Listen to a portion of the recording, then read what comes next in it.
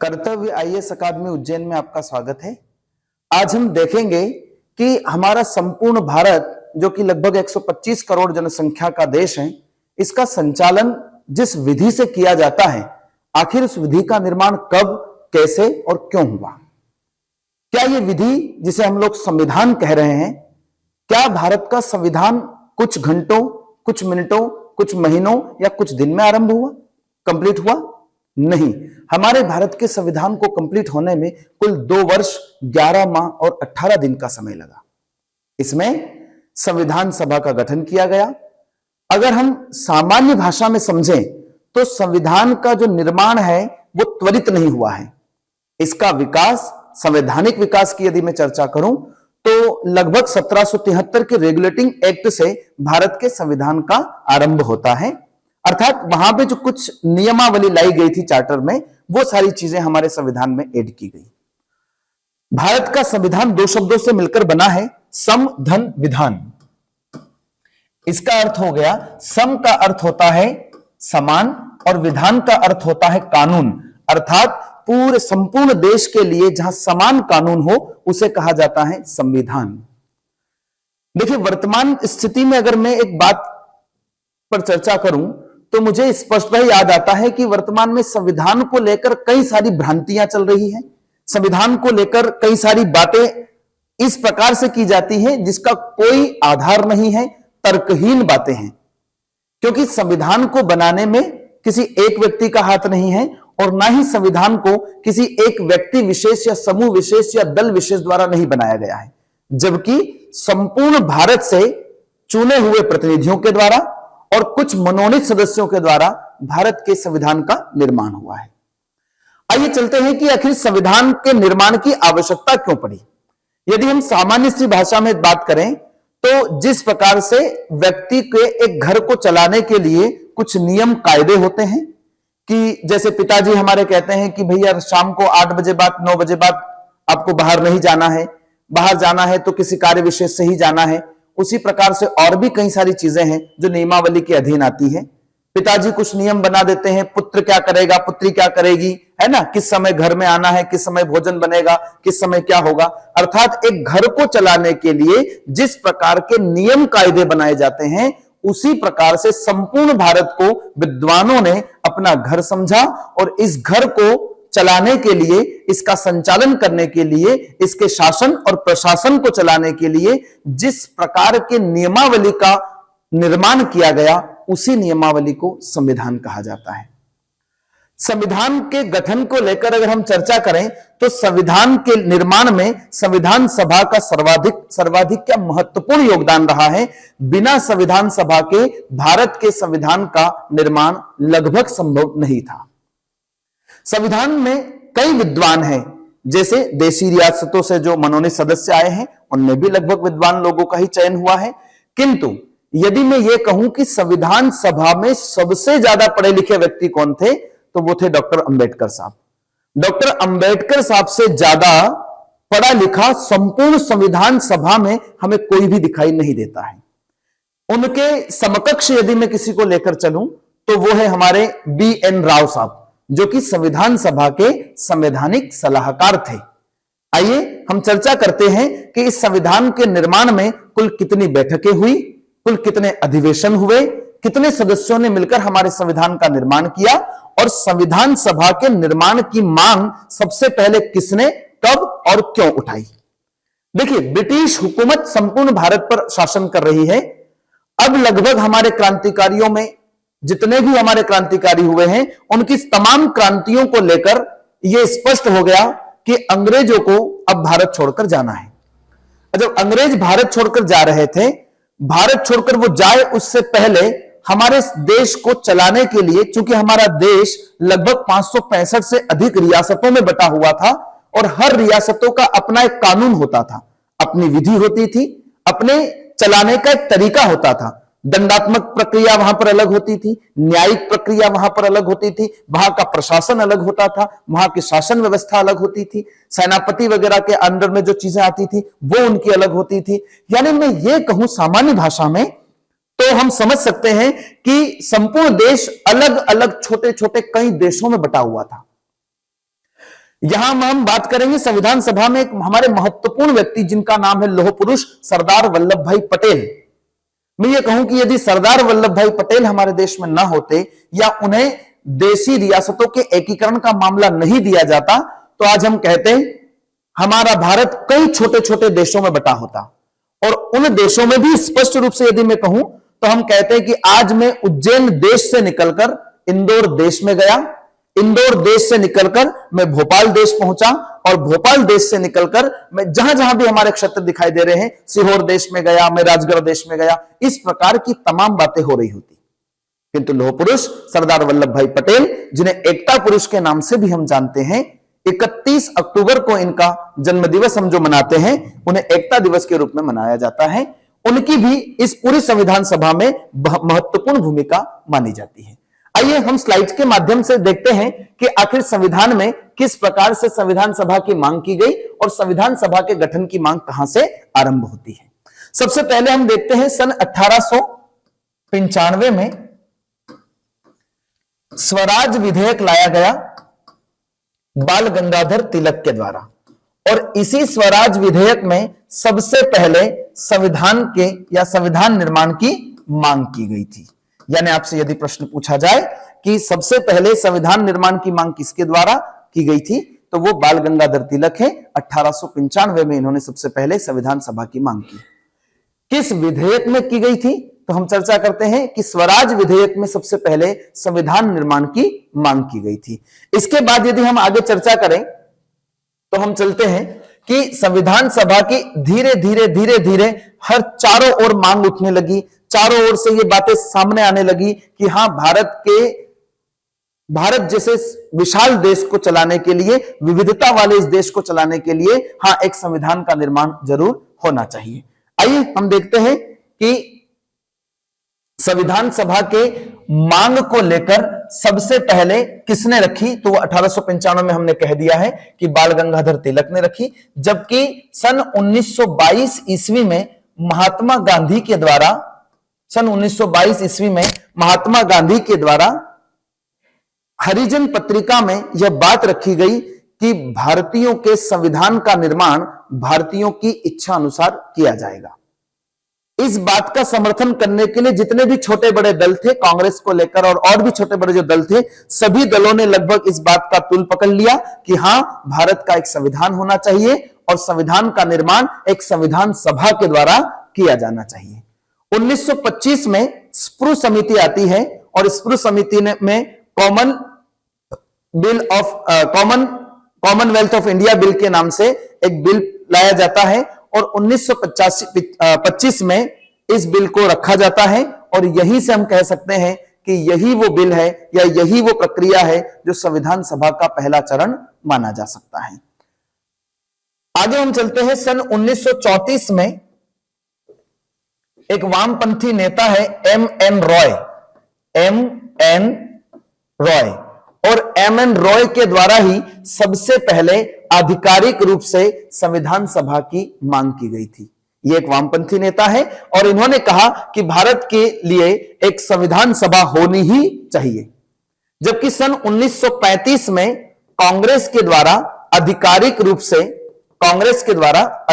रूप से संविधान सभा की मांग की गई और इस मांग को आधिकारिक रूप से करने के बाद सन 1938 में पंडित नेहरू ने यह घोषणा कर दी कि हां भारत का एक संविधान होगा और उसका निर्माण संविधान सभा द्वारा किया जाएगा और उस संविधान सभा में जो सदस्य रहेंगे वो वयस्क मताधिकार के द्वारा चयनित होकर जाएंगे। इस प्रकार यह स्पष्ट हो गया कि भारत का संविधान कैसे बनेगा, कौन बनाएगा और उसकी क्या प्रक्रिया हम लोग अपनाने वाले हैं। किंतु हम देखेंगे कि सन 1940 ईस्वी में पंडित नेहरू द्वारा जो प्रस्ताव रखा गया था संविधान सभा को लेकर, उसे ब्रिटिश सरकार द्वारा स्वीकार कर लिया गया अगस्त 1940 में। इसलिए इस प्रस्ताव को अगस्त प्रस्ताव के नाम से भी जाना जाता है। यानी हम देखें तो हमारे संविधान के जो पहली आधिकारिक मुहर है वो लगाई जा चुकी है कि सन 1940 अगस्त 1940 में जो अगस्त प्रस्ताव रखा गया उसी में स्पष्टीकरण हो गया कि भारत का एक संविधान निर्मित किया जाएगा। भारत के संविधान के निर्माण के चरण के अंतर्गत अगर हम देखें तो सन 1942 में 1942 में ब्रिटिश हुकूमत द्वारा सर स्टेफर्ड क्रिप्स की अध्यक्षता में एक मिशन भेजा गया, एक दल भेजा गया जिसका नाम रखा गया क्रिप्स मिशन। और इस मिशन ने स्पष्ट यह स्वीकार किया कि भारत में एक संविधान होगा, भारत में संविधान सभा के द्वारा संविधान का निर्माण किया जाएगा, भारत एक संप्रभु राष्ट्र का निर्माण किया जाएगा। इस प्रकार की बातें यहां रखी गई, लेकिन संविधान सभा के इस मसौदे को यानी इस मामले को मुस्लिम लीग ने पूर्णतः अस्वीकार कर दिया।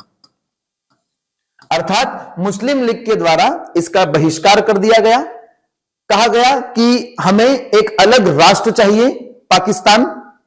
अर्थात मुस्लिम लीग इस बात पर अड़ा रहा कि जब तक भारत का विभाजन नहीं होगा और जब तक पाकिस्तान का गठन नहीं किया जाएगा तब तक हम किसी भी प्रकार की संविधान सभा में ना हिस्सा लेंगे और ना ही हम किसी प्रकार की संविधान सभा का निर्माण चाहते हैं।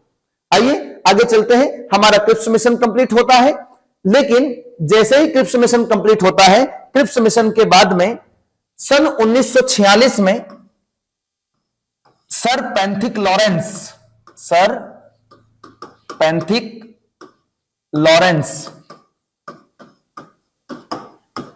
और सर पैंथिक लॉरेंस की अध्यक्षता में भारत में एक 3 सदस्यीय मंडल भेजा गया जिसका नाम रखा गया कैबिनेट मिशन।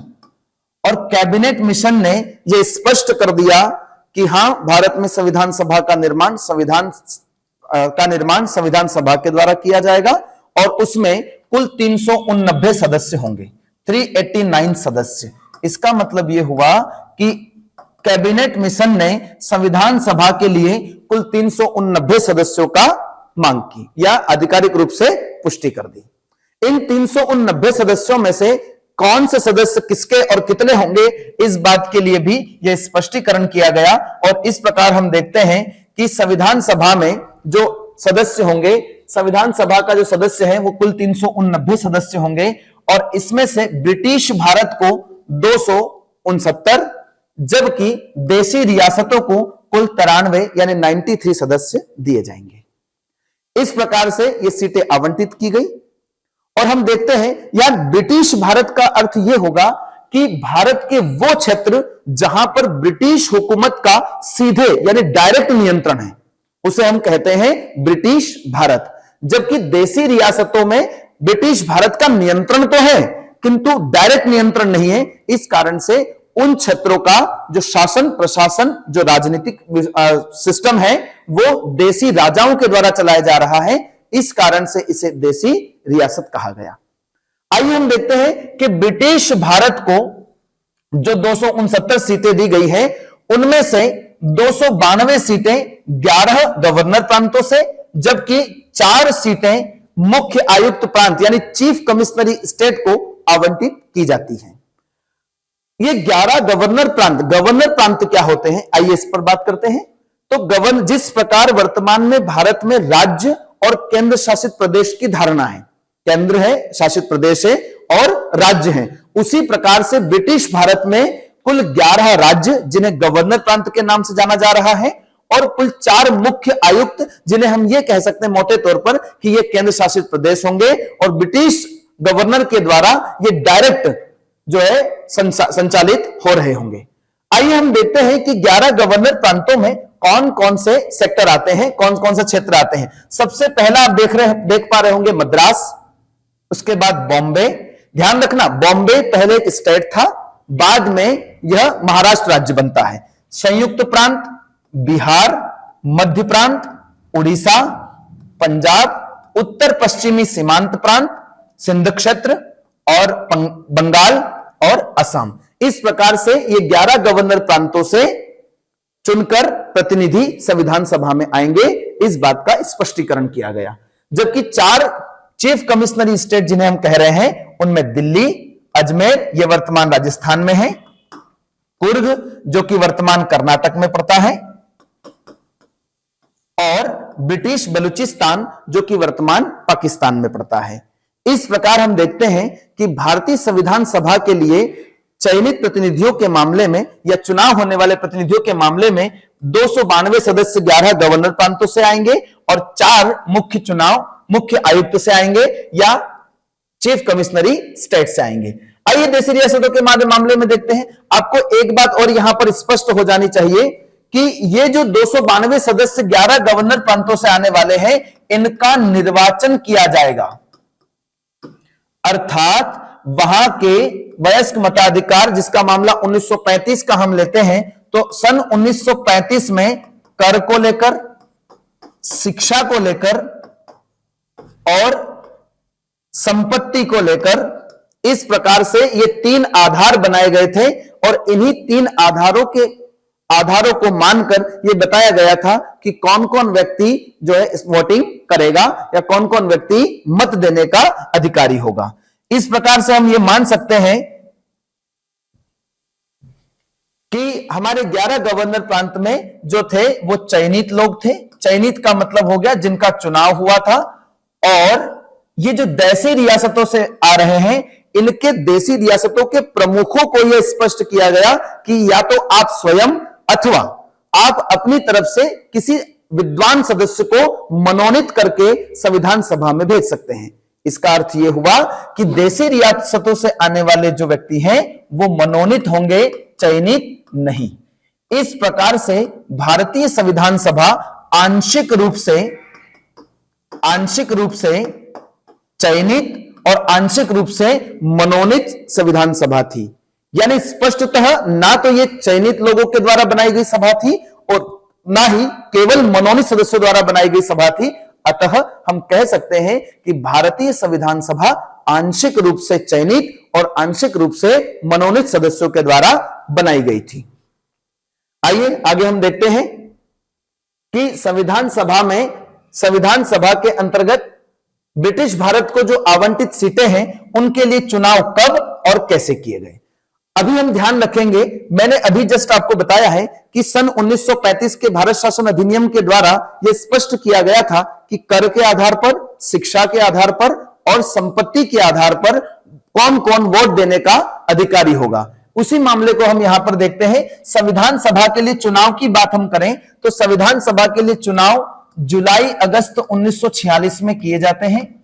जुलाई अगस्त 1946 और 1946 में संविधान सभा के लिए चुनाव होते हैं। ये जो चुनाव है ये कुल 296 सीटों के लिए होते हैं। इनमें से राष्ट्रीय कांग्रेस को 208 सीटें, मुस्लिम लीग को 73 सीटें, जबकि अन्य छोटे दलों को 15 सीटें आवंटित की गई, अर्थात 15 सीटें इन्हें प्राप्त होती हैं। इस प्रकार हम देखते हैं कि 296 सीटों पर, 296 सीटों पर जो चुनाव हुआ है उसमें 208 कांग्रेस को, 73 मुस्लिम लीग को और 15 सीटें अन्य सदस्यों को प्राप्त हुई। आइए हम देखते हैं कि भारतीय संविधान सभा में प्रतिनिधियों को जो शामिल किया गया था वो किन किन क्षेत्रों से शामिल किया गया था। तो हम देखते हैं कि हमारी संविधान सभा में लगभग सभी वर्गों को, सभी समुदायों को, यहां तक कि सभी राज्यवरों और जो भी क्षेत्र ब्रिटिश भारत के थे, हर क्षेत्र से व्यक्ति को इसमें आने के लिए अवसर दिया गया। आगे हम देखते हैं कि हमारी संविधान सभा में हिंदू, मुस्लिम, सिख, पारसी, भारतीय ईसाई, एंग्लो इंडियंस यानी आंग्ल भारतीय, अनुसूचित जाति अर्थात एससी और अनुसूचित जनजाति अर्थात एसटी को इसमें शामिल किया गया। भारतीय संविधान सभा में महिलाओं को भी शामिल किया गया था और भारतीय संविधान सभा में कुल 15 महिलाएं थी, 15 मेंबर थे महिलाएं। आइए एक बात आपको यहां से स्पष्ट हो रही होगी और यहां से अगर मैं स्पष्टीकरण दूं तो हमको समझने का प्रयास भी करना चाहिए कि ये जो एससी एसटी के लोग हैं, एससी और एसटी, इनको संविधान सभा में जब प्रतिनिधित्व दिया जा रहा था उस समय हिंदू नहीं माना गया, अर्थात एससी और एसटी के लोग हिंदू नहीं हैं। इस बात का प्रमाण हम यहां से देख पा रहे हैं कि जो प्रतिनिधि शामिल हुए हैं इनमें हिंदू, उसके बाद देखिए मुस्लिम, सिख, पारसी, भारतीय ईसाई, एंग्लो इंडियंस, अनुसूचित जाति और अनुसूचित जनजाति। इस आधार पर हम ये कहें यदि अनुसूचित जाति और अनुसूचित जनजाति को सम्मिलित किया गया तो फिर उनको हिंदू में डाल दिया गया होता। कि भैया हिंदू सदस्यों को हमने संविधान सभा में शामिल किया है। लेकिन देखिए कि यहां स्पष्ट किया गया कि हिंदू अलग है और एससी और एसटी वाले अलग हैं। अब ये बात और है कि वर्तमान के जो एससी एसटी समुदाय है ना, वो अपने को बड़े गर्व से कहो हम हिंदू वाले मामले में चलता आ रहा है। मैं इस पर ज्यादा बात नहीं करना चाहता, आगे हम बढ़ते हैं कि आखिर क्या मामला है। देखिए हमारे संविधान सभा में कुल कितनी महिलाएं हैं, तो हमारे संविधान सभा में कुल 15 महिलाएं थी और इन 15 महिलाओं में विजय लक्ष्मी पंडित, राजकुमारी अमृता कौर, सरोजनी नायडू, सुचेता कृपलानी, पूर्णिमा बनर्जी, लीला राय, जी दुर्गाबाई, हंसा मेहता, कमला चौधरी, रेणुका राय, मालती चौधरी, दक्षयानी वेना युगल, बेगम एजाज रसूल, एमी मस्करिनी और अम्मू स्वामी नाथन। इस प्रकार कुल 15 महिलाओं ने संविधान सभा में भाग लिया। आपसे एक प्रश्न और आएगा कि हमारी संविधान सभा में एकमात्र मुस्लिम महिला, उनका नाम है बेगम एजाज रसूल। भारतीय संविधान सभा में एकमात्र मुस्लिम महिला है जिनका नाम है बेगम एजाज रसूल। और इस प्रकार हम देखते हैं कि हमारी संविधान सभा में महिला और पुरुष दोनों वर्ग का प्रभुत्व रहा है। दोनों वर्ग ने इसमें शामिल होकर भारत के संविधान का निर्माण किया है। आइए आगे चलते हैं। अब हम देखते हैं कि हमारे संविधान सभा की कार्यप्रणाली क्या रही होगी। तो संविधान सभा की कार्यप्रणाली के लिए हमें देखना पड़े। आइए हम देखते हैं कि जब माउंटबेटन योजना आती है तो जो हमारे 296 सदस्यों के लिए जो चुनाव किया गया है उसमें से क्या हुआ, 390 सदस्य से हम 299 पर कैसे आए। देखिए संविधान में जब हमारा माउंटबेटन योजना आती है, माउंटबेटन योजना 1946 और इस योजना ने आकर यह स्पष्ट कर दिया कि भारत का विभाजन किया जाएगा और भारत और पाकिस्तान दो डोमिनियन स्टेट का निर्माण किया जाएगा। अब जैसे ही ये बात क्लियर हुई, इससे स्पष्ट हो गया कि जो 73 सदस्य हमारे कांग्रेस के मुस्लिम लीग के चुनकर आए हैं वो लोग, और कुछ लोग कांग्रेस में भी जो थे जो पाकिस्तान चाहते थे या उस समय ऐसा मामला रहा होगा, तो वो लोग सभी हमारे संविधान सभा से अलग हो गए। यहां पर आपको एक बात और स्पष्ट कर दूं मैं कि 296 सदस्यों के लिए चुनाव हुआ था, तो बाकी 93 जो देसी रियासतें थी उनका क्या हुआ। उन लोगों ने अपने आप को संविधान सभा से प्रारंभ में अलग रखा और ना ही किसी व्यक्ति को मनोनीत करके भेजा ही था। अब हम देखते हैं कि 290 सीटों से 299 आखिर कैसे रह गई। तो जो ब्रिटिश भारत है, ब्रिटिश भारत की 296 सीटें, 390 सीटें जो संपूर्ण संविधान सभा के लिए हमने लाया था, उन 290 सीटों में से कुछ सीटें माउंटबेटन योजना के आने के बाद और भारत का विभाजन होने के बाद पाकिस्तान में चली गई। उन सीटों के कारण ब्रिटिश भारत के जो प्रांत थे वहां 296 की सीटें कम पड़ के यानी कम होकर केवल 229 रह गई। जबकि देसी रियासतें जो थी, कुछ रियासतें पाकिस्तान में भी शामिल हुई और पाकिस्तान में जो रियासतें शामिल हुई उनमें से मुस्लिम लीग की 93 से घटकर केवल 73 से घटकर केवल 70 रह गई। और इस प्रकार हम आंकड़ा देखते हैं कि हमारी संविधान सभा में संख्या कम हुई और हमारी संविधान सभा सीमित होकर रह गई। आइए आगे और अब हम देखते हैं कि आखिर हमारे संविधान का निर्माण कैसे हुआ और संविधान की प्रक्रिया क्या रही होगी। आगे एक प्रश्न और यहां पर मैं आपको बताता चलता हूं कि माउंटबेटन योजना आने के बाद जो मुख्य 6 क्षेत्र पाकिस्तान में शामिल किए गए उनमें पश्चिमी पंजाब, पूर्वी बंगाल, उत्तर पश्चिमी सीमांत प्रांत, सिंध, बलूचिस्तान और आसाम का सिलहट जिला, ये 6 क्षेत्रों को हमने पाकिस्तान में शामिल कर दिया। इन 6 क्षेत्रों से जो लोग आने वाले थे वो क्षेत्र भी हमारे कम हुए और इस प्रकार संविधान सभा में मेंबरों की संख्या कम हो गई। आइए आगे हम देखते हैं कि हमारे संविधान सभा की कार्यप्रणाली क्या रही होगी। 9 दिसंबर 1946 को संविधान सभा की पहली बैठक हुई, यानी प्रथम बैठक का आयोजन किया गया और इस प्रथम बैठक में फ्रांस की संविधान सभा की तर्ज पर हमने भारत की संविधान सभा में जो सबसे बुजुर्ग व्यक्ति थे डॉक्टर सच्चिदानंद सिन्हा, इन्हें हमने अपने संविधान सभा के अस्थायी अध्यक्ष के रूप में चयनित किया। अर्थात भारत की संविधान सभा के पहले जो अस्थायी अध्यक्ष थे वो डॉक्टर सच्चिदानंद सिन्हा थे। डॉक्टर सच्चिदानंद सिन्हा को चुनने के बाद डॉक्टर सच्चिदानंद सिन्हा ने फ्रैंक एंथोनी को प्रथम उप चेयरमैन यानी उप सभापति के रूप में मनोनीत किया। इस प्रकार हम देख सकते हैं कि भारतीय संविधान सभा की पहली बैठक में डॉक्टर सच्चिदानंद सिन्हा अस्थायी अध्यक्ष, जबकि इन्हीं के द्वारा मनोनीत फ्रैंक एंथोनी संविधान सभा के पहले उप चेयरमैन या उप सभापति रहे हैं।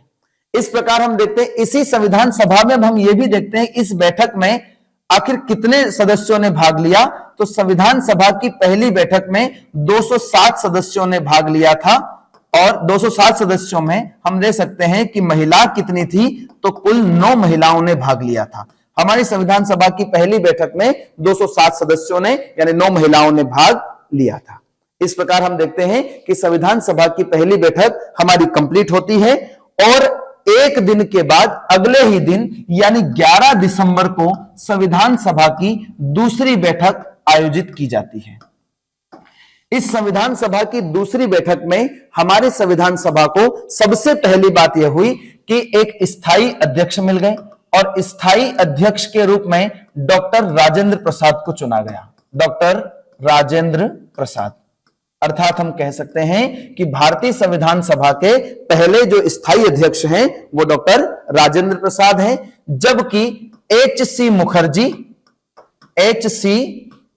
मुखर्जी इसके उपाध्यक्ष चुने गए। यानी अध्यक्ष है स्थायी और उपाध्यक्ष जो है हमारे एच.सी. मुखर्जी साहब हैं। क्लियर है? जबकि आगे चलकर हम देखेंगे कि वी.टी. कृष्णामाचारी भी हमारी संविधान सभा के उपाध्यक्ष रहे हैं। इस प्रकार हम देख सकते हैं कि हमारी संविधान सभा के 2 उपाध्यक्ष और एक स्थायी अध्यक्ष 11 दिसंबर 1946 को मिल गए। इसी बैठक में डॉक्टर बी.एन.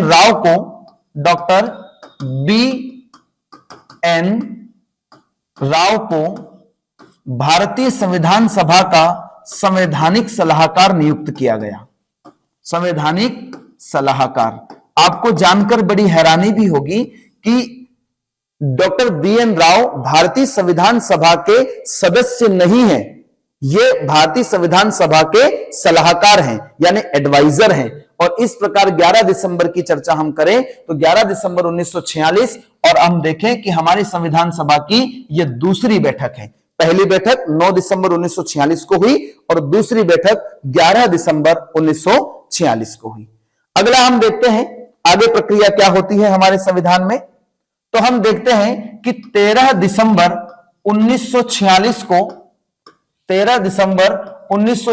को संविधान सभा की तीसरी बैठक का आयोजन किया गया और इस बैठक में पंडित जवाहरलाल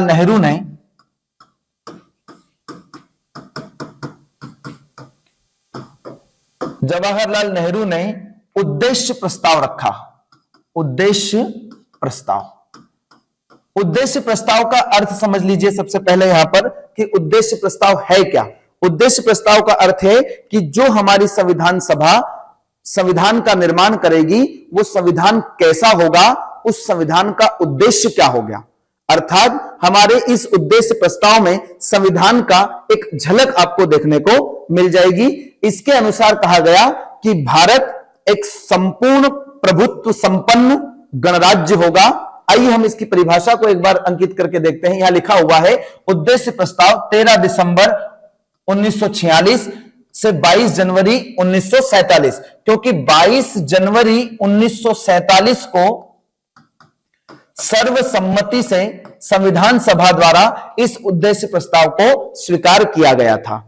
अर्थात हम ये कह सकते हैं कि 13 दिसंबर को उद्देश्य प्रस्ताव पेश किया गया और 22 जनवरी 1947 को इसे स्वीकार कर लिया गया। इसमें कहा गया है कि हमारा भारत संप्रभु स्वतंत्र भारत की सभी शक्तियां एवं प्राधिकार इसके अभिन्न अंग तथा सरकार के सभी अंग का स्रोत भारत की जनता होगी।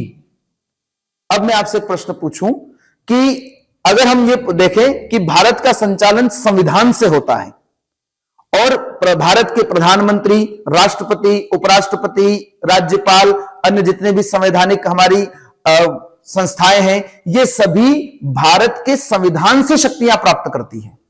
जबकि आपको जानकर बड़ा अच्छा लगेगा कि भारत का संविधान स्वयं भारत की जनता से शक्ति प्राप्त करता है। इसका मतलब यह हुआ कि भारत की जनता के लिए संविधान का निर्माण किया गया था। भारत जैसे विस्तृत और विशाल विविधता वाले देश के लिए एक इतने बड़े विस्तृत संविधान का निर्माण करना वैसे ही एक चुनौतीपूर्ण कार्य रहा है।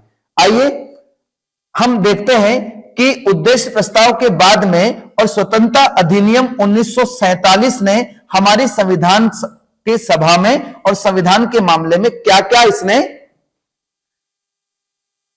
प्रश्न चिन्ह खड़े किए या क्या क्या मामलों को इसने परिवर्तित किया। आइए सबसे पहले देखते हैं कि इस अधिनियम ने संविधान सभा को एक संपूर्ण प्रभु निकाय बना दिया। अब संपूर्ण संप्रभु निकाय का अर्थ क्या होता है, आइए उस पर हम चलते हैं कि संपूर्ण संप्रभु निकाय का अर्थ क्या है। संपूर्ण संप्रभु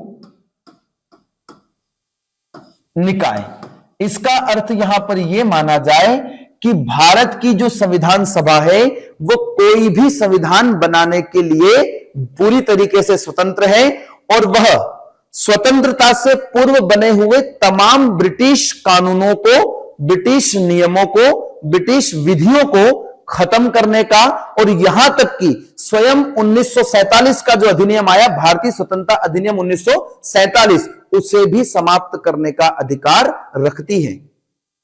भारतीय संविधान सभा में या संविधान सभा को यह शक्ति भी प्राप्त हो गई कि वह स्वयं को ब्रिटिश हुकूमत से अलग कर ले।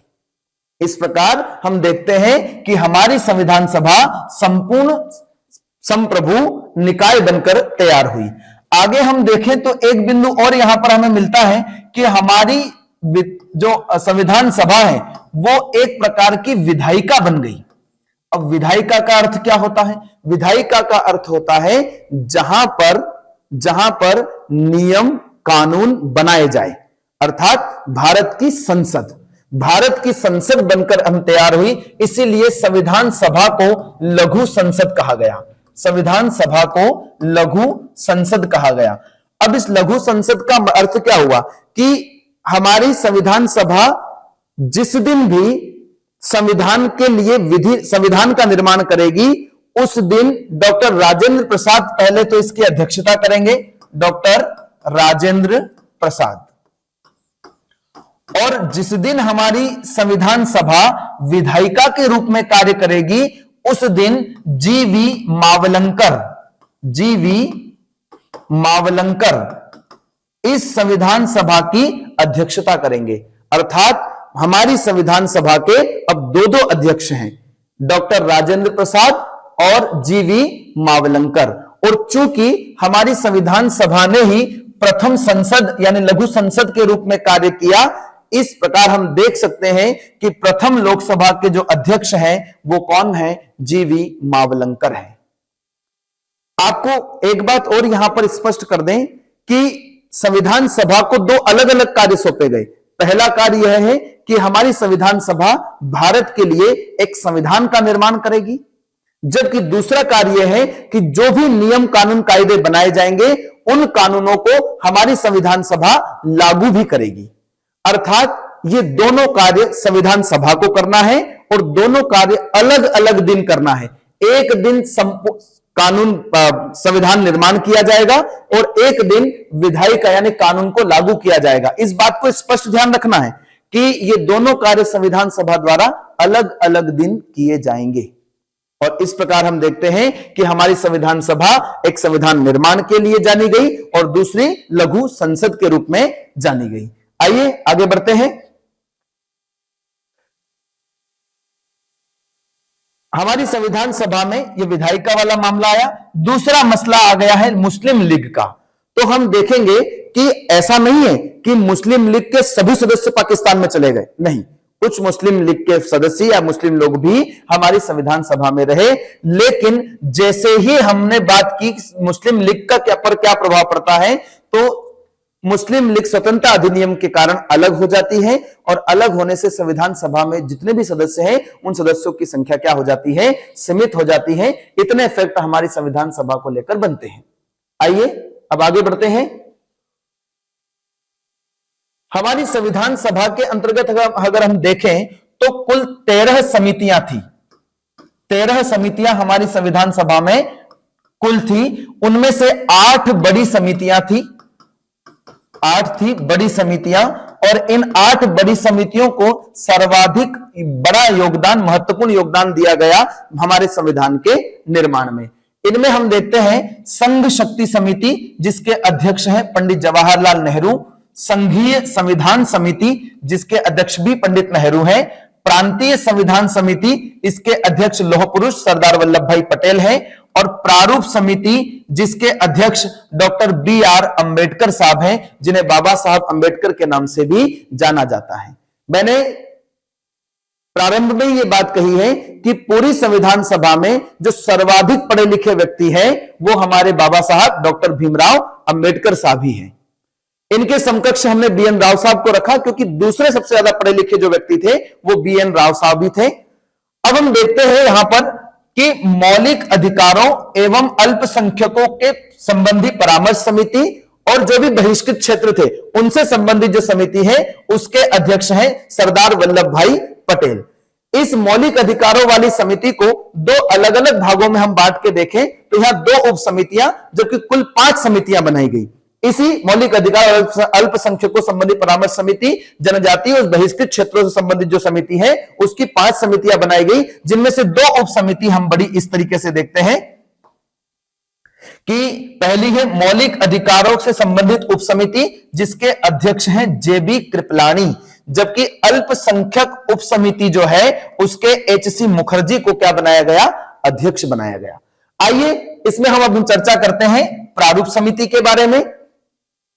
सबसे पहले आपको ध्यान रखना है कि भारतीय संविधान सभा का जो प्रारूप है उसे प्रारूप जो है उसको BN राव द्वारा तैयार किया गया था। भारतीय संविधान सभा के प्रारूप को किसके द्वारा तैयार किया गया था, BN राव द्वारा, जो कि हमारी संविधान सभा के संवैधानिक सलाहकार भी थे। और अच्छी बात यह है कि इन्होंने निःशुल्क अपनी सेवाएं दी हैं, यानी संविधान के सदस्य ना होते हुए भी इन्होंने संविधान निर्माण में सर्वाधिक भूमिका निभाई है। प्रारूप समिति का जो गठन है वो 29 अगस्त 1947 को किया गया, 1947 को किया गया, और डॉक्टर BR अंबेडकर साहब को, यानी बाबा साहेब अंबेडकर साहब को इसका अध्यक्ष बनाया गया। अब आइए थोड़ा सा एक बात हम कर लेते हैं कि बाबा साहब अंबेडकर जो है वो संविधान सभा के लिए कहां से सदस्य चयनित होकर आए थे। चलिए अब इस पर चर्चा हम लोग कर लेते हैं। डॉक्टर BR अंबेडकर साहब सबसे पहले बंबई से चुनाव लड़े थे संविधान सभा के लिए, किंतु यहां से उनको हार का सामना करना पड़ा। अर्थात डॉक्टर अंबेडकर साहब पहले बंबई से चुनाव लड़ते हैं संविधान सभा के लिए और वो हार जाते हैं। बाद में उन्हें पश्चिम बंगाल से खड़ा किया जाता है, अर्थात पश्चिम बंगाल से वो फिर से चुनाव के लिए खड़े होते हैं और पश्चिम बंगाल से उन्हें भारी बहुमतों से जीत हासिल होती है। इस प्रकार हम देखें तो डॉक्टर अंबेडकर साहब प्रारंभ में पश्चिम बंगाल से संविधान सभा के लिए चुनकर आए थे। ध्यान रखिएगा, चयनित होकर आए थे, अर्थात वहां के लोगों ने उन पर विश्वास जताया और उन्हें भारतीय संविधान सभा के लिए चुनकर भेजा। लेकिन अभी जस्ट हमने थोड़ी देर पहले बात की कि जो माउंटबेटन योजना आई थी उसने भारत को 2 डोमिनियन स्टेट, भारत और पाकिस्तान में विभाजित कर दिया। और इस प्रकार हम क्या देखते हैं कि जिस बंगाल क्षेत्र से बाबा साहब जीत कर आए हैं, चयनित होकर आए हैं, वह क्षेत्र पाकिस्तान को दे दिया गया और इस प्रकार यहां से यह सीट पाकिस्तान में चली गई और संविधान सभा के लिए इस क्षेत्र से कोई सीट नहीं बची। अर्थात हम देखते हैं कि एक निर्वाचित सदस्य के लिए भी अब संविधान सभा में कोई सीट नहीं बची है। आपको जानकर यहां पर एक बात का ध्यान रखना होगा कि जब माउंटबेटन योजना के तहत भारत का विभाजन हुआ था तो इस प्रकार से ये वाला जो हिस्सा हम देख पा रहे हैं, ये वाला हिस्सा पश्चिम बंगाल वाला जो हिस्सा है, ये पूरा बंगाल वाला हिस्सा पूर्वी पाकिस्तान के नाम से जाना गया, पूर्वी पाकिस्तान। इस प्रकार हम देखते हैं कि ये जो बंगाल वाला हिस्सा है, जहां से बाबा साहब चुनकर आए हैं, वो हिस्सा किसके पास चला गया? पाकिस्तान के पास चला गया। जबकि ये वाला हिस्सा जो हम अब देखते हैं आगे चलकर, तो ये पाकिस्तान के नाम से, ये वास्तविक पाकिस्तान यानी कि पश्चिम पाकिस्तान, और ये वाला जो हिस्सा है ये पूर्वी पाकिस्तान। और इतिहास में हमने देखा है कि सन 1971-72 की घटना है। 1971 में जब इंदिरा गांधी भारत के प्रधानमंत्री थे, उस समय पश्चिम बंगाल को एक आजाद देश के रूप में घोषित किया गया। इसकी एक अलग घटना है, इसका एक अलग चर्चा है पूरी, उसको कभी हम इतिहास वाले प्रश्न जो है चैप्टर में हम इस पर चर्चा करेंगे। इस प्रकार आपने देखा क्या कि ये बंगाल वाला हिस्सा पाकिस्तान को चला गया, और पाकिस्तान को जाने के कारण ही बाबा साहब की जो सीट आवंटित हुई थी वह रिक्त हो गई।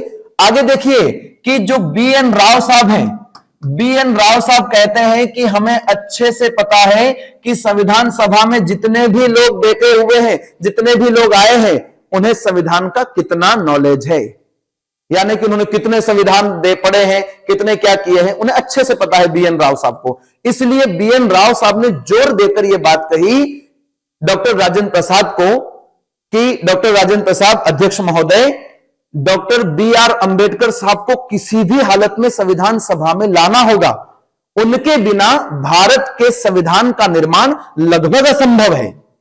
इसलिए डॉक्टर राजेंद्र प्रसाद ने बंबई से, यानी बंबई के जो प्रधानमंत्री थे उस समय, बंबई के प्रधानमंत्री थे बी.जी. खरे, बी.जी. खरे से इस बारे में बात की।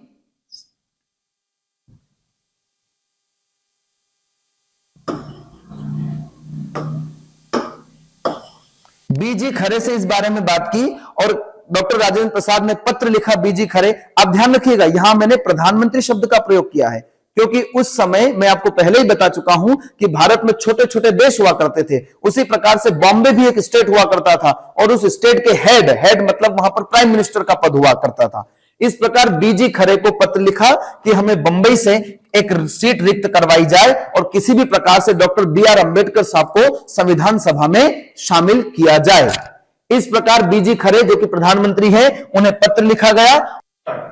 PM BG. खरे ने एक निर्वाचित सदस्य एम.आर. जयकर को, आप ध्यान रखिएगा कि जो ऑलरेडी चयनित होकर आ चुका है व्यक्ति एम.आर. जयकर, इनसे रिक्वेस्ट की कि भाई साहब आप यहां से पद छोड़िए, क्योंकि डॉक्टर अंबेडकर साहब को हमें यहां से लाना है।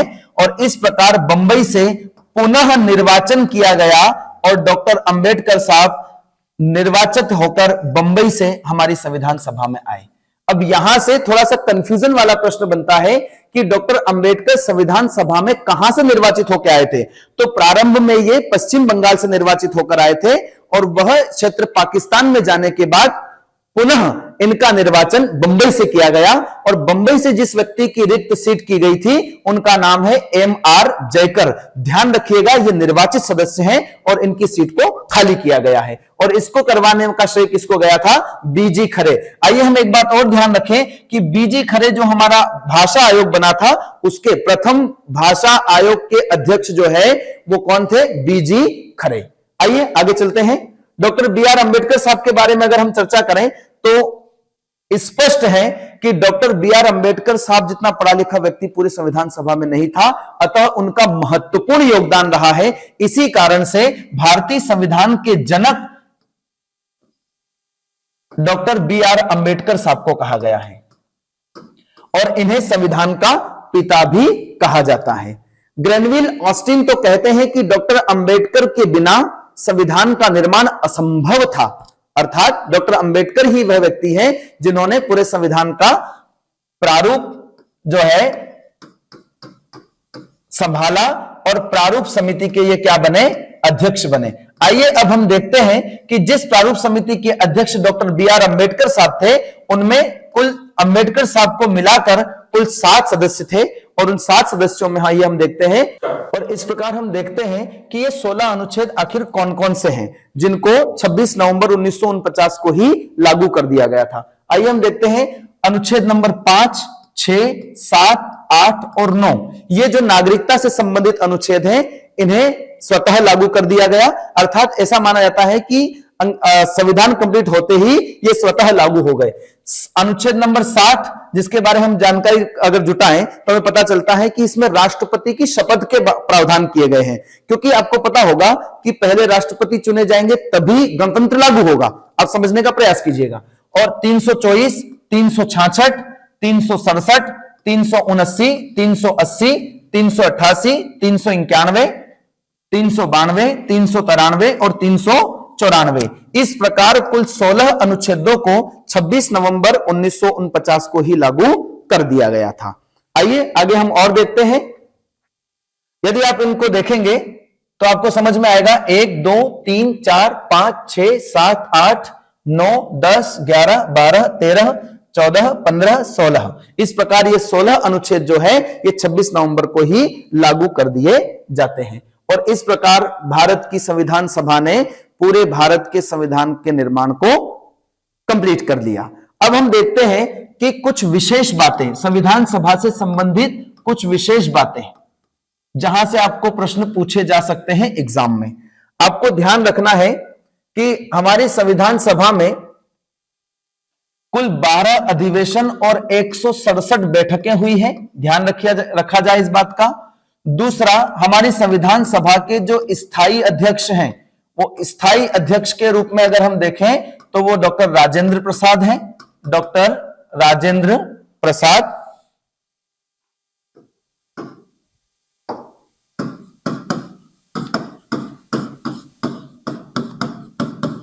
राजेंद्र प्रसाद।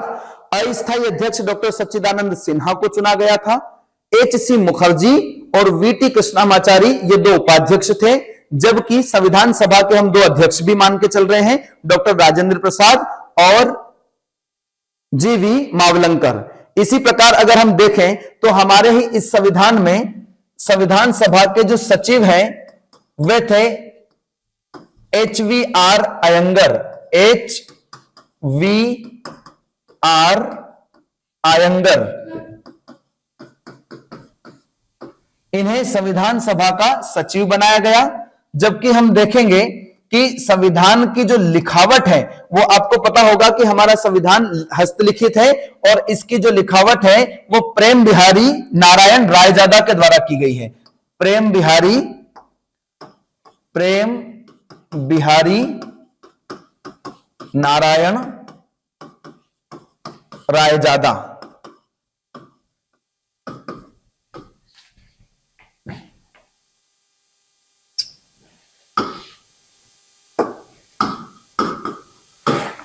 जबकि अब हम देखें आगे तो हमारे इसकी जो सजावट है, सजावट ये शांति निकेतन के कलाकारों ने की है। हमारे संविधान की जो सजावट है वो शांति निकेतन के कलाकारों के द्वारा की गई है। शांति निकेतन के कलाकारों के द्वारा। इस प्रकार आपको एक बात और ध्यान रखिएगा कि हमारे संविधान के प्रत्येक पृष्ठ पर इस बात का ध्यान रखना है कि प्रत्येक पृष्ठ पर एक नाम अंकित है और वो है प्रेम।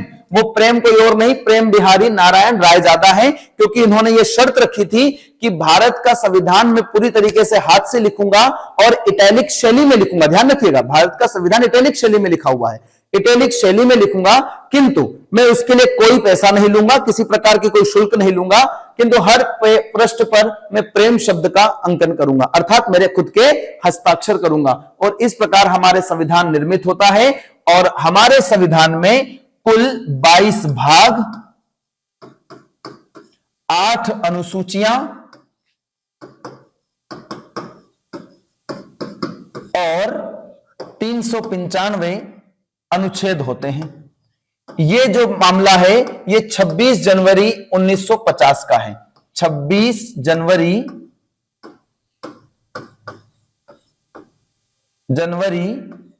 1950। अब प्रश्न हमारा वहीं पर पहुंच गया वापस कि 26 नवंबर 1950 को जब संविधान लागू हो गया था, जब संविधान बनकर तैयार हो गया था, तो इसे लागू करने में इतना समय क्यों लिया? क्योंकि इस तिथि की बहुत ही ऐतिहासिक महत्ता है। और ऐतिहासिक महत्ता में हम देखेंगे कि राष्ट्रीय कांग्रेस के लाहौर अधिवेशन में सन 1930 में पहली बार 26 जनवरी को स्वतंत्रता दिवस मनाने की घोषणा की गई थी और यह कहा गया था कि अब प्रतिवर्ष 26 जनवरी को भारत का स्वतंत्रता दिवस मनाया जाएगा। क्योंकि भारत की जनता और भारत के प्रभुत्व संपन्न लोग इस बात को ना भूल जाएं, इसी ऐतिहासिक महत्व को लेकर 26 जनवरी 1930 को ही भारत का संविधान लागू किया गया। आपको ध्यान रखना है, हमारा भारत का संविधान विश्व का सबसे विस्तृत लिखित दस्तावेज है। कैसा दस्तावेज है? लिखित दस्तावेज है। इस बात का भी ध्यान रखा जाए, भारत का संविधान विश्व का सबसे बड़ा संविधान है और यह लिखित संविधान है। क्लियर है सभी को? आइए अब हम देखते हैं कि विस्तृत क्यों कहा जाए। क्योंकि भारत के संविधान में कुल 395 अनुच्छेद हैं। अमेरिका के संविधान में हम देखेंगे कि 7 अनुच्छेद हैं, जबकि ऑस्ट्रेलिया के संविधान की अगर मैं चर्चा करूं तो उसमें 128 अनुच्छेद हैं। जबकि अगर मैं चीनी संविधान की चर्चा करूं, जो जनसंख्या की दृष्टि से विश्व का सबसे बड़ा देश है, इसके संविधान में कुल 138 अनुच्छेद हैं। जबकि अगर मैं कनाडाई संविधान की चर्चा करूं तो कनाडाई संविधान में कुल 147 अनुच्छेद हैं। इस प्रकार आप देख सकते हैं, अमेरिका में 7, ऑस्ट्रेलिया में 128, चीनी संविधान में 138 और कनाडाई संविधान में 147 अनुच्छेद हैं। जबकि भारतीय संविधान में कुल कितने? 395 अनुच्छेद हैं। आपको ध्यान रखना है, इस प्रकार भारत का संविधान विश्व का सबसे लिखित संविधान है। हम इस बात को और गौर से और विस्तार से हम समझेंगे संविधान की विशेषताओं में या संविधान के आगे के लेक्चर में। अभी आप समझते रहिए। एक बात और ध्यान रखिएगा कि हमारी संविधान सभा ने हाथी को प्रतीक चिन्ह के रूप में अंकित किया था या प्रतीक मोहर के रूप में यूज किया था। हाथी के चित्र को मोहर बनाई थी। और इस प्रकार हम देखते हैं कि हमारा संविधान उद्देश्य प्रस्ताव की 8 अनुसूचियों से लेकर भारत के संविधान का निर्माण होता है और भारत के संविधान को 26 जनवरी 1950 को लागू किया जाता है। इसी दिन गणतंत्र दिवस के रूप में मनाया जाता है। ध्यान रखिएगा, भारत के संविधान जैसा संविधान विश्व के किसी भी देश में आपको नहीं मिलेगा, क्योंकि इसमें एकात्मकता है, क्योंकि यह विस्तृत संविधान है, क्योंकि इसमें एक आपको संघीय ढांचा दिखाई देगा, क्योंकि इसमें आपको एकात्मकता का भी भाव दिखाई देगा। इसमें जुडिशरी डिपार्टमेंट को देखिए, न्याय है, आर्थिक न्याय है, सामाजिक न्याय है ना, राजनीतिक न्याय है, राजनीतिक स्वतंत्रता की चर्चा इसमें की गई है। इस प्रकार भारत का संविधान विश्व का सबसे विस्तृत और लिखित संविधान है। आइए दोस्तों, अब इस संविधान सभा के सेशन से जुड़े हुए प्रश्नों पर हम चर्चा करते हैं। सबसे पहला प्रश्न हमारी स्क्रीन पर दिखाई दे रहा है, संविधान सभा के प्रथम मनोनीत उप चेयरमैन कौन थे? इनके बारे में हम चर्चा कर चुके हैं। उप चेयरमैन की बात हो रही है। Option T Krishnamachari, V T Krishnamachari, H C. Mukherjee, Frank Anthony. हमने कहा था कि पहली बैठक जो हुई थी उसमें डॉक्टर सच्चिदानंद सिन्हा को अस्थायी अध्यक्ष नियुक्त किया गया था, जबकि उन्होंने उप चेयरमैन के रूप में फ्रैंक एंथोनी को नियुक्त किया था। इसलिए इस प्रश्न का हमारा उत्तर है फ्रैंक एंथोनी। आइए दूसरे प्रश्न पर देखें, और इस प्रकार के प्रश्न को यूपीएससी में पूछा जा चुका है। आइए हम इस पर चर्चा करते हैं। निम्नलिखित में से संविधान सभा के बारे में गलत कथन कौन सा है? ध्यान रखिएगा, गलत कथन कौन सा है? पहला कथन है, इसने बड़ी संख्या में समितियों की मदद से काम किया, उनमें से प्रारूप समिति सबसे महत्वपूर्ण थी। बिल्कुल सही बात है, क्योंकि मैंने आपको बताया कि बड़ी संख्या में समितियों का मतलब लगभग कितनी समितियां? 13 समितियां थी, जिनमें से 8 बड़ी समितियां थी। अल्पसंख्यक समुदाय जैसे ईसाई, एंग्लो इंडियंस और पारसियों को सभा में पर्याप्त प्रतिनिधित्व दिया गया। बिल्कुल सही बात है, यह प्रतिनिधित्व पर्याप्त था। इसका निर्वाचन सार्वभौमिक वयस्क मताधिकार के आधार पर किया गया। क्या आपको पता है कि संविधान सभा में आंशिक रूप से निर्वाचित सदस्य और आंशिक रूप से मनोनीत सदस्य थे? इसलिए यह कथन बिल्कुल गलत है, यानी हमारे इस प्रश्न का उत्तर है ऑप्शन सी। आइए चौथे ऑप्शन पर भी देखते हैं। इसकी चुनाव प्रक्रिया 1935 के अधिनियम की 6वीं अनुसूची पर आधारित थी, जिसमें कर, संपत्ति और शैक्षणिक योग्यता के आधार पर मताधिकार सीमित कर दिया गया। बिल्कुल ये बात भी सही है, अर्थात हमारे दूसरे प्रश्न का जो उत्तर है वो ऑप्शन सी है। आइए प्रश्न क्रमांक 3 देखते हैं। संविधान सभा द्वारा स्थापित मौलिक अधिकारों और अल्पसंख्यकों हेतु सलाहकार समिति के अध्यक्ष कौन थे? पहला ऑप्शन है Pandit Nehru, B Sardar Patel, C B N. Rau, D doctor B R. Ambedkar. हमारे इस प्रश्न का उत्तर है बी सरदार पटेल। आपको पता होगा सरदार पटेल को मौलिक अधिकारों और अल्पसंख्यकों हेतु सलाहकार समिति, जिसमें अनुसूचित जनजाति और बहिष्कृत क्षेत्रों के बारे में भी चर्चा की गई है, के अध्यक्ष सरदार पटेल को नियुक्त किया गया था। निम्नलिखित, आइए चौथे प्रश्न पर चर्चा करते हैं। निम्नलिखित में से कौन प्रथम लोकसभा के अध्यक्ष थे? देखिए प्रथम लोकसभा के अध्यक्ष, option A G V. Mavalankar, option B K M. Munshi, option C G B. Pant, option D Acharya Kripalani. इस प्रश्न का सही उत्तर होगा जी.वी. मावलंकर। आइए पांचवें प्रश्न पर चर्चा करते हैं। भारतीय संविधान के अंतर्गत प्रथम आम चुनाव किस वर्ष हुआ था? क्या आपको पता है कि 24 जनवरी तक हमारी संविधान सभा के रूप में कार्य करती रही और उसके बाद में 1951-52 में भारत के लिए पहला आम चुनाव हुआ। आम चुनाव कहते हैं लोकसभा के चुनाव को, जिसमें लोकसभा के क्षेत्रों से सांसदों को चुना जाता है और उन सांसदों के द्वारा बहुमत दल का नेता चुनकर अपने प्रधानमंत्री का नियुक्ति होती है। आपको ध्यान रखना है, भारत के प्रधानमंत्री का निर्वाचन नहीं, जबकि उनकी नियुक्ति होती है राष्ट्रपति के द्वारा। ध्यान रखिएगा। आगे बढ़ते हैं। इसका सही उत्तर है ऑप्शन सी 1952। आगे देखिएगा, प्रश्न क्रमांक 6 पर चर्चा करते हैं। भारतीय संविधान का संरक्षक किसे कहा गया है? ध्यान रखिएगा, भारतीय संविधान का संरक्षक सर्वोच्च न्यायालय को कहा गया है। तो भारतीय संविधान का संरक्षक कौन है? सर्वोच्च न्यायालय। संविधान सभा को एक पवित्र दस्तावेज किसने कहा है? ऑप्शन है डॉक्टर बी.आर. अंबेडकर, महात्मा गांधी, दीनदयाल उपाध्याय या मोहम्मद अली जिन्ना। तो हमारा इसका उत्तर होगा डॉक्टर बी.आर. अंबेडकर। ध्यान रखिएगा, डॉक्टर बी.आर. अंबेडकर ने संविधान के अनुच्छेद 32 को संविधान की आत्मा कहा है।